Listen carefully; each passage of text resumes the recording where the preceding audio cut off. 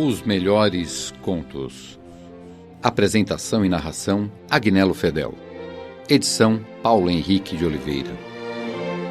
Toda semana um novo conto e informações interessantes sobre seus autores. Hoje começaremos então com Joaquim Maria Machado de Assis.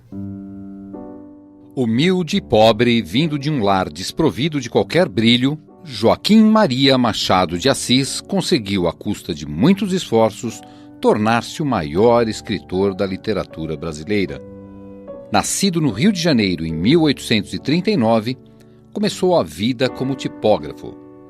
Em sua carreira ele foi jornalista, cronista, contista, romancista e até teatrólogo. Em 1867, entrou como redator no Diário Oficial e 7 anos depois passou para a Secretaria de Agricultura e chegou a ser diretor-geral da Diretoria de Comércio. Encerrou sua carreira na Diretoria-Geral de Contabilidade no Ministério da Aviação, cargo que exerceu até a sua morte. Em mais de 50 anos de vida literária, foi poeta, romancista, crítico, cronista e teatrólogo.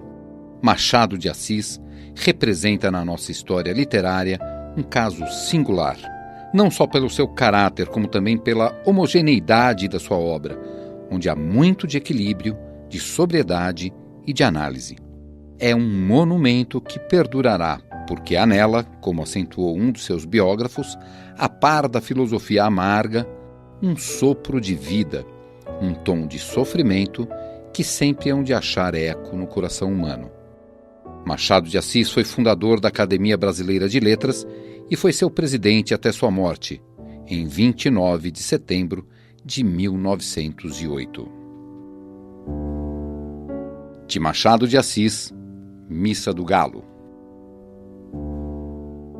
Nunca pude entender a conversação que tive com uma senhora há muitos anos, contava eu 17, ela 30. Era noite de Natal. Havendo ajustado com um vizinho irmos à Missa do Galo, preferi não dormir. Combinei que eu iria acordá-lo à meia-noite. A casa em que eu estava hospedado era do escrivão Menezes, que fora casado em primeiras núpcias com uma de minhas primas. A segunda mulher, Conceição, e a mãe desta acolheram-me muito bem quando vim de Mangaratiba para o Rio de Janeiro, meses antes, a estudar preparatórios. Vivia tranquilo naquela casa assobradada, na Rua do Senado, com os meus livros, poucas relações, alguns passeios. A família era pequena, o escrivão, a mulher, a sogra e 2 escravas. Costumes velhos. Às 10 horas da noite, toda a gente estava nos quartos. Às 10h30, a casa dormia. Nunca tinha ido ao teatro, e mais de uma vez, ouvindo dizer a Menezes que ia ao teatro, pedi-lhe que me levasse consigo. Nessas ocasiões, a sogra fazia uma careta e as escravas riam à socapa. Ele não respondia. Vestia-se, saía e só tornava na manhã seguinte. Mais tarde é que eu soube que o teatro era um eufemismo em ação. Menezes trazia amores com uma senhora, separada do marido, e dormia fora de casa uma vez por semana. Conceição padecera, a princípio, com a existência da comborça. Mas, afinal, resignara-se, acostumara-se e acabou achando que era muito direito. Boa Conceição! Chamavam-lhe a Santa e fazia jus ao título, tão facilmente suportava os esquecimentos do marido. Em verdade, era um temperamento moderado, sem extremos, nem grandes lágrimas, nem grandes risos. No capítulo de que trato, dava para maometana, aceitaria um harém com as aparências salvas. Deus me perdoe se julgo mal. Tudo nela era atenuado e passivo. O próprio rosto era mediano, nem bonito nem feio. Era o que chamamos uma pessoa simpática. Não dizia mal de ninguém, perdoava tudo. Não sabia odiar. Pode ser até que não soubesse amar. Naquela noite de Natal foi o escrivão ao teatro. Era pelos anos de 1861 ou 1862. Eu já devia estar em Mangaratiba em férias, mas fiquei até o Natal para ver a Missa do Galo na corte. A família recolheu-se à hora do costume. Eu meti-me na sala da frente, vestido e pronto. Dali passaria ao corredor da entrada e sairia sem acordar ninguém. Tinha 3 chaves à porta. Uma estava com o escrivão, eu levaria a outra e a terceira ficava em casa. Mas, senhor Nogueira, que fará você todo esse tempo? Perguntou a mãe de Conceição. Leio, dona Inácia. Tinha comigo um romance, Os Três Mosqueteiros. Velha tradução, creio, do Jornal do Comércio. Sentei-me à mesa que havia no centro da sala e, à luz de um candeeiro de querosene, enquanto a casa dormia, trepei ainda uma vez ao cavalo negro de D'Artagnan e fui minhas aventuras.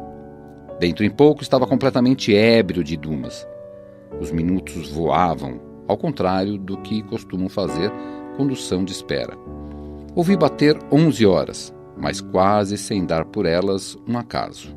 Entretanto, um pequeno rumor que ouvi dentro veio acordar-me da leitura. Eram uns passos no corredor que ia da sala de visitas à de jantar. Levantei a cabeça, logo depois vi assomar à porta da sala o vulto de Conceição. Ainda não foi? Perguntou ela. Não fui, parece que ainda não é meia-noite. Que paciência! Conceição entrou na sala arrastando a chinelinha da alcova. Vestia um roupão branco, mal apanhado na cintura. Sendo magra, tinha um ar de visão romântica, não despertada com o meu livro de aventuras. Fechei o livro. Ela foi sentar-se na cadeira que ficava defronte de mim, perto do canapé. Como eu lhe perguntasse se havia acordado sem querer, fazendo barulho, respondeu com presteza. Não, qual? Acordei por acordar. Fitei-a um pouco e duvidei da afirmativa. Os olhos não eram de pessoa que acabasse de dormir.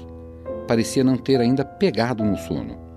Essa observação, porém, que valeria alguma coisa em outro espírito, depressa botei fora, sem advertir que talvez não dormisse justamente por minha causa, e mentisse para não me afligir ou aborrecer.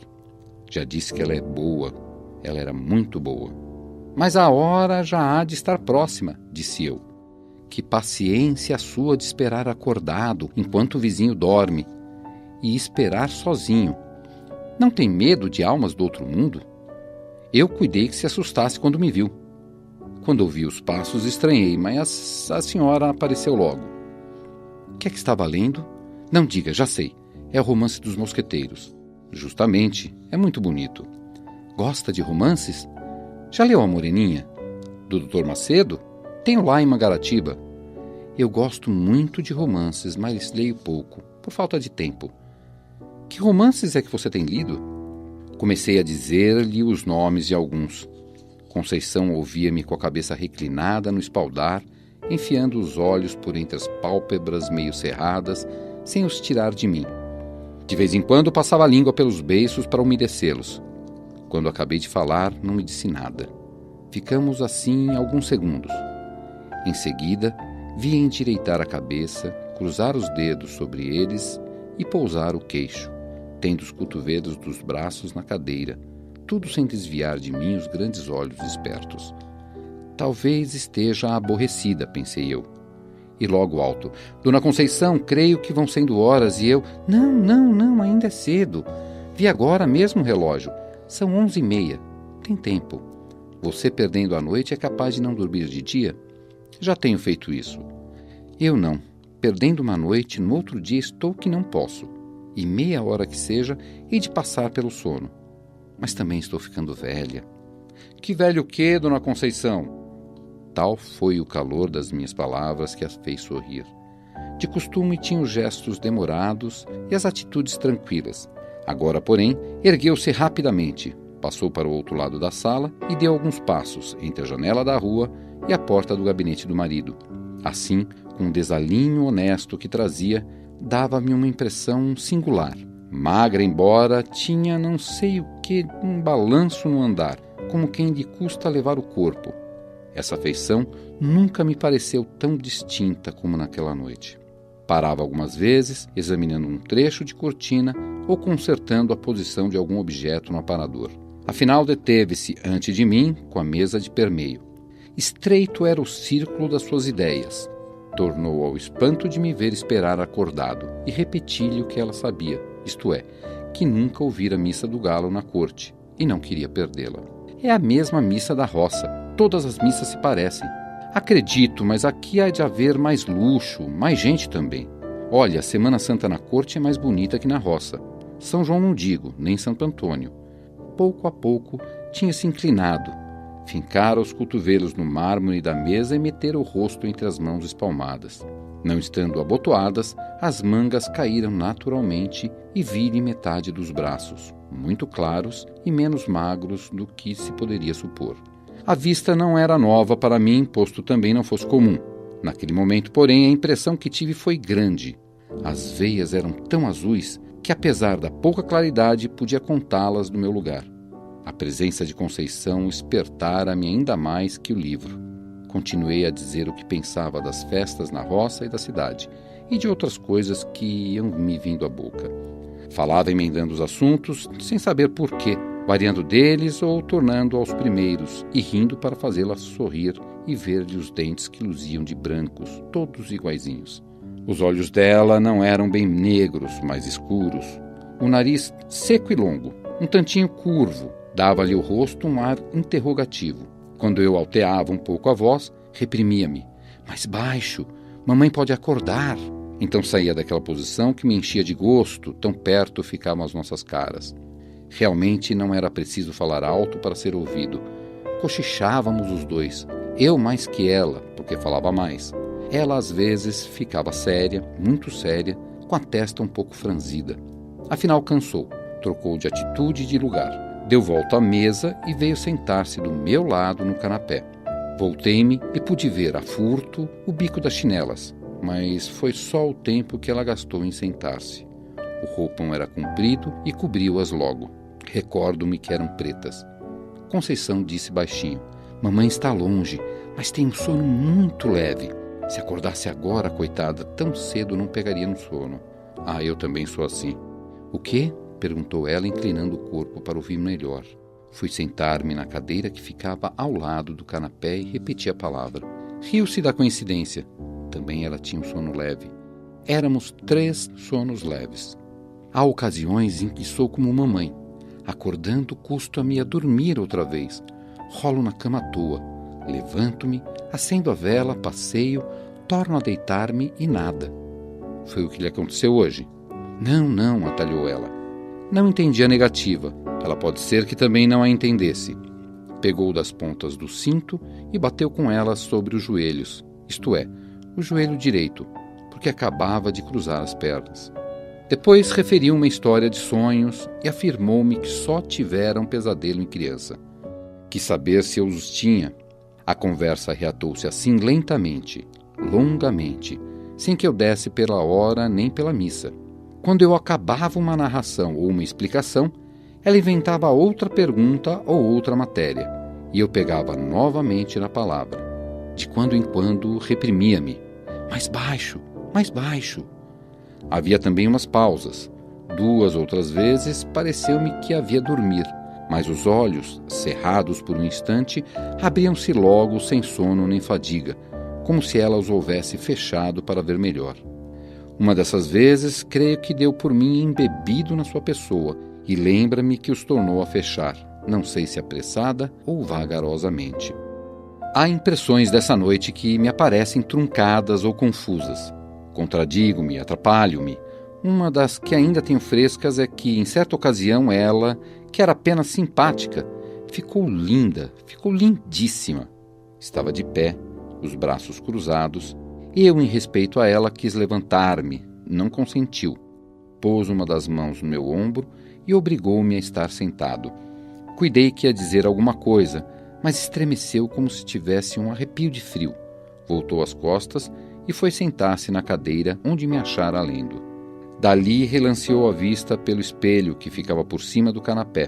Falou de 2 gravuras que pendiam na parede. Esses quadros estão ficando velhos. Já pedi a Chiquinho para comprar outros. Chiquinho era o marido. Os quadros falavam do principal negócio deste homem. Um representava Cleópatra, não recordo o assunto do outro, mas eram mulheres. Vulgares ambos. Naquele tempo não me pareciam feios. São bonitos, disse eu. Bonitos são, mas estão manchados. E depois, francamente, eu preferia 2 imagens, 2 santas.